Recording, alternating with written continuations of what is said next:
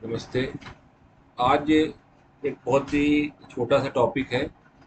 उस टॉपिक को मैं कैसे अपनी क्लिनिक पे यूज़ कर रहा हूँ उस पे हम चर्चा करेंगे। बस बहुत छोटी सी बात है और वो बात आपको किस तरह से हेल्प कर सकती है उस पे हम लोग बात करेंगे। तो इसको मैं हाल फिलहाल में ये ऐसा आप इसको अपने तरीके से यूज़ कर सकते हैं। इसको मैं जिस तरीके से यूज़ कर रहा हूँ वो बताना चाह रहा हूँ। The bowel nosodes by John Paterson. तो ये जो है बावेल नो सोर्स के बारे में एक 1949 में उन्होंने एक लिस्ट दी। 1949 में उस लिस्ट के हिसाब से हम आपको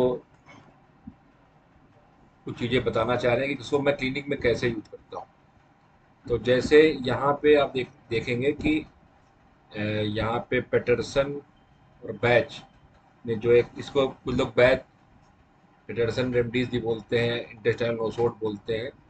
तो यहाँ पे खास बात यह है कि जैसे आप जैसे मॉर्गन प्योर है, इसका कैसे मेथड है, कैसे इसकी दवाई बनाई गई, इसके लिए आप एलेंस की नोट के पीछे भी आपको मिल जाएगा। काफ़ी इसके लिटरेचर अवेलेबल है।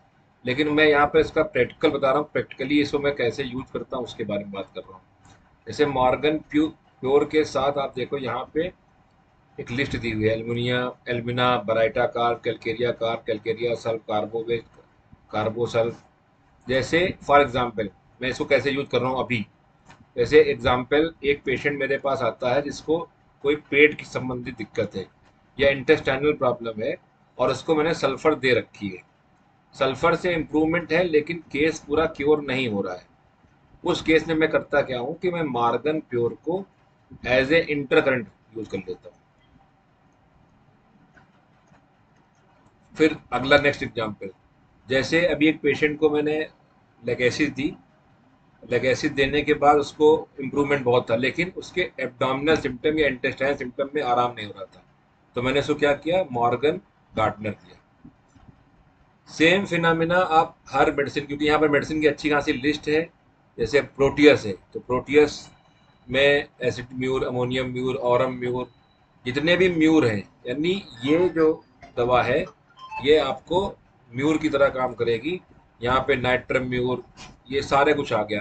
कैलकेरिया म्यूर, फेरम म्यूर, काली म्यूर, मैग्नीशियम म्यूर। तो यहाँ पे मैं अक्सर इस दवा को नाइट्रम म्यूर के साथ एज ए इंटरकरेंट रेमेडी देता हूँ।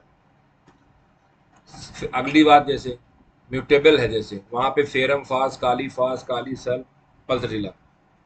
तो पल्सटिला के साथ कैसे देना है, या बैसिलस नंबर 7 है तो यहाँ पे जैसे जितने भी अधिकतर देखो आप हेलोजन मिल गया है, मेर्क आयोड, नाइट्रम आयोड, काली ब्रोम, फेरम आयोड, ब्रोमियम, आर्स आयोड, सारे आयोडम। तो ये एक मेथड है, इस मेथड से आप चीज़ों को यूज कर सकते हैं। जैसे अब यहाँ पर एक चीज़ और देखो आप कि गार्डनर में भी आपको पल्सिला यहाँ पे है लेकिन यहाँ पे आपको देखो हाईलाइटेड है। इस तरह से भी आप चीज़ों को यूज कर सकते हैं और मैंने इसको अच्छे से यूज भी कर रहा हूँ। इसमें रिजल्ट आ रहा है। जैसे यहाँ पे जब गार्डनर में देखो मर्क साल है कैलकेरिया फॉस, कैलकेरिया के जितने भी कंपोनेंट है, कैलकेरिया फास्फोरस। ये बहुत ही सिंपल मेथड है। इस सिंपल मेथड के हिसाब से आप, जैसे फैसिलस है, इसमें फिकैलिस है, फिकैलिस में आपको सीपिया मिलेगी। और साइकोटिक में एसिड नाइट्रिकम। तो जिन पेशेंट में आपकी जैसे मान लो एसिड नाइट्रिकम से बहुत इम्प्रूवमेंट है और कहीं पे केस आके रुक रहा है, वहाँ पे आप साइकोटिक को दे सकते हैं, या थुजा से केस सही चल रहा है लेकिन उसकी इंटेस्टाइनल प्रॉब्लम में आराम नहीं मिल रहा है तो वहाँ पे ये दवाएं दे सकते हो। बाकी इन दवाओं की अलग से प्रूविंग की गई है, उनके सिम्टम है तो आप डायरेक्ट भी इनको दे सकते हो। और इन जो उल्टा भी कर सकते हो कि इनको डायरेक्ट दे दो, उनको इंटरकरेंट के रूप में यूज करो।